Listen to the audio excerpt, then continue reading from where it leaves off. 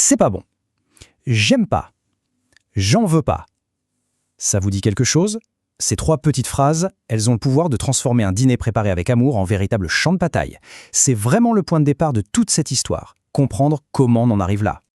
On pourrait appeler ça le syndrome du restaurant. Vous voyez le tableau? On passe du temps en cuisine, on essaie de bien faire, et là, c'est le refus catégorique. C'est exactement ce que vivait Marine tous les soirs avec son petit garçon de 4 ans, Tom.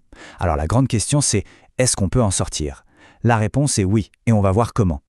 Allez, on plonge dans le vif du sujet. On va d'abord poser le décor, le quotidien de Marine avant qu'elle ne trouve la solution.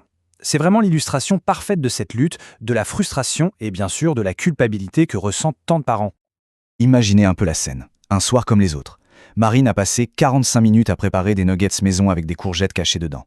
Elle est fière d'elle. Elle pose l'assiette, et là Tom la regarde, fait la grimace et lance le fameux « j'aime pas ».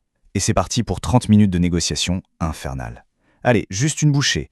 Si tu manges, tu auras un dessert. Sinon, pas d'histoire ce soir. Tout y passe. 30 minutes plus tard, l'assiette est à peine touchée, Tom est en larmes, et Marine, elle, est juste à bout de nerfs. Et le résultat de tout ça, pour Marine, c'est un sentiment d'échec total.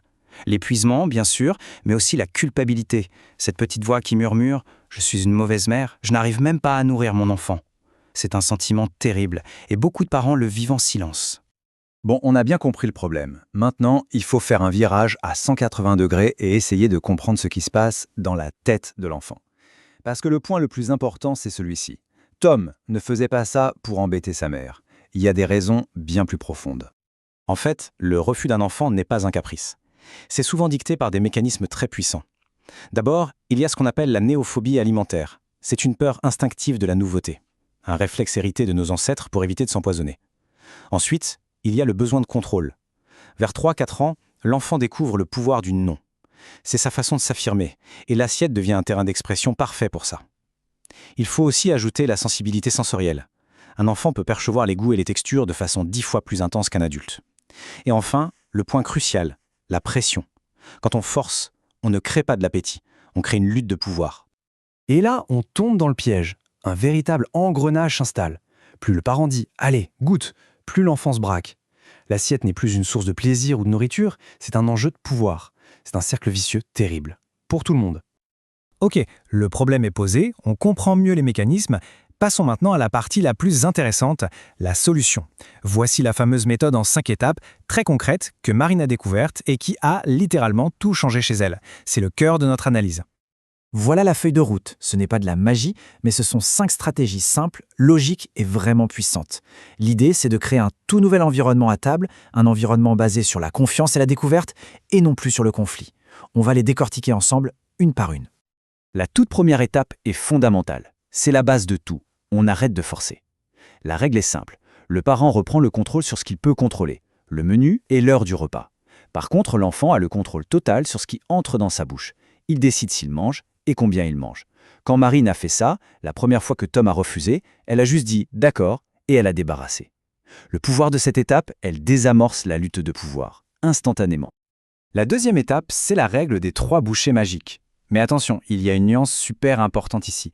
Il ne s'agit pas de forcer 3 bouchées dans le même repas. Non, non, non.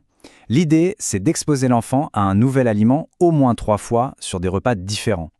La première fois, le cerveau crie « danger »,« inconnu ». La deuxième, il se dit « tiens, je reconnais ça ».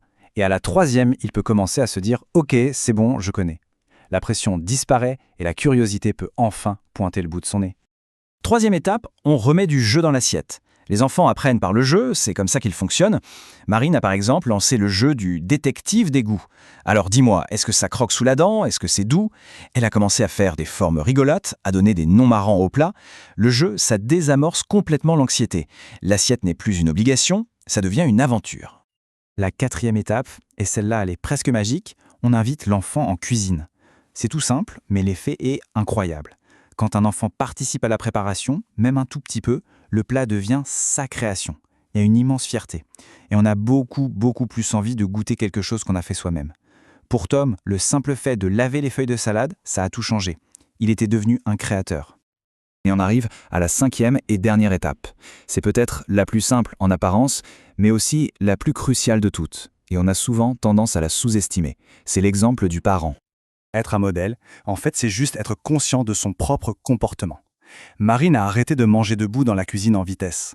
Elle s'est assise à table avec Tom, elle a mangé la même chose que lui et elle a verbalisé son propre plaisir.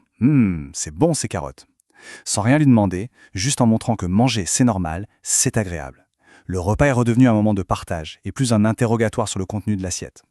Alors concrètement, qu'est-ce que ça a donné tout ça? Est-ce que ça a marché pour Marine et Tom? C'est le moment de découvrir les résultats et ils sont assez spectaculaires. Regardez-moi cette transformation, en seulement 3 semaines. C'est la preuve que cette approche, elle fonctionne. Avant, on avait un conflit quasi permanent. Après, un enfant qui goûte à tout. Les repas sont passés de 45 minutes de stress à 20 minutes de calme. Et le plus fou, Tom mange maintenant une 12aine de légumes différents. Le vrai changement, il n'est pas seulement dans l'assiette, il est dans toute l'ambiance à la maison. Et puis un soir, il y a eu cette phrase. La phrase que tous les parents dans cette situation rêvent d'entendre. C'est la récompense ultime pour Marine, après des semaines de patience et de changement. Entendre son fils non seulement manger, mais apprécier, et même en redemander. Donc, pour résumer, voilà la boîte à outils. Les 5 points clés à retenir. 1. On redéfinit les rôles. 2. On expose plusieurs fois, sans forcer. 3. On s'amuse. 4. On cuisine en équipe. Et 5. On mange ensemble et on montre l'exemple. Alors pour conclure, la vraie question n'est pas de tout changer du jour au lendemain. Ce serait trop de pression.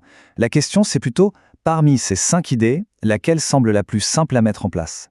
Laquelle pourrait peut-être, dès ce soir, commencer à changer les choses à table? Parce que les repas sereins, c'est pas un rêve, c'est juste une nouvelle approche à essayer.